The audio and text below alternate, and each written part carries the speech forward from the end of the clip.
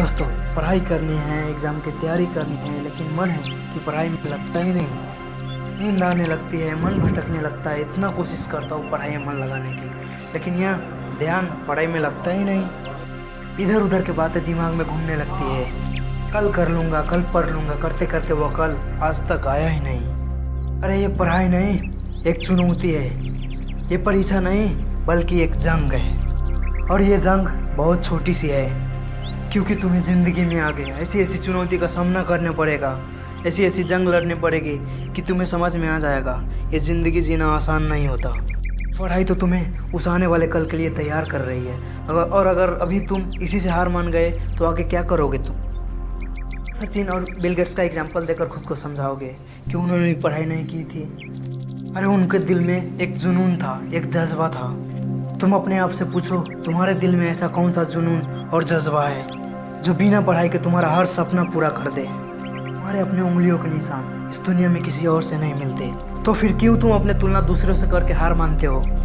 तक इन बातों की थिंकिंग करते बैठोगे कि पढ़ाई कुछ नहीं होती, पढ़ाई करने से क्या मिलता है, पढ़ाई कुछ भी नहीं होती और पढ़ाई की कोई औकात नहीं। ये पढ़ाई तुमसे क्यों नहीं हो रही?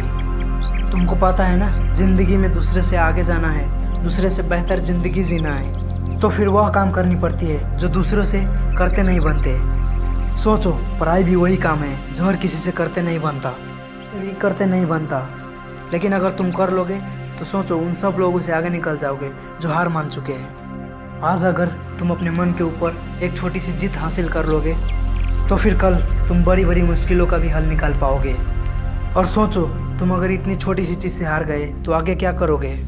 तुम सोचो, अगर इस मामूली से काम करने के लिए तुम खुद को फोकस नहीं कर पा रहे हो तो आगे क्या करोगे? सोचो, जब तुम अभी अपने मन के काबू में नहीं कर पा रहे हो तो आगे क्या करोगे?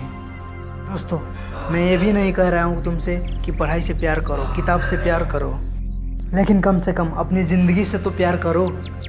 आज ये लॉकडाउन ने तुम्हारे आगे एक एग्जाम्पल लाकर रख दिया है कि जो लोग आर्थिक रूप से मजबूत थे उनके लिए ये लॉकडाउन छुट्टियाँ की तरह है। उन्हें कोई फ़र्क नहीं पड़ा, बल्कि उन्होंने तो इस लॉकडाउन में मज़े लूटे, क्योंकि शायद उन्होंने काफ़ी पहले मेहनत कर ली थी, पढ़ाई कर ली थी, खुद को इतना काबिल और सक्सेसफुल बना लिया था कि उन्हें कोई फ़र्क नहीं पड़ा। और जिन लोगों ने उस समय अपने समय का सही इस्तेमाल नहीं किया था, अपने मन पर काबू नहीं किया था और अपने आप को सफल नहीं बनाया था, आज उनकी ज़िंदगी जहन्नुम से भी बदतर हो चुकी है। दोस्तों, इसीलिए ज़िंदगी का कोई भरोसा नहीं, परिस्थितियों का कोई भरोसा नहीं। अगर आज अच्छी है तो कल बुरी भी हो सकती है। आज तुम सबकी जिम्मेदारी हो, लेकिन कल सबकी जिम्मेदारी तुम्हारे कंधों पर आएगी और तब तुम्हें सारी चीज़ें क्लियर हो जाएंगे। लेकिन एक पछतावा रह जाएगा। उस दिन पछताने से ज़्यादा बेहतर है आज थोड़ा सा कष्ट उठा लो।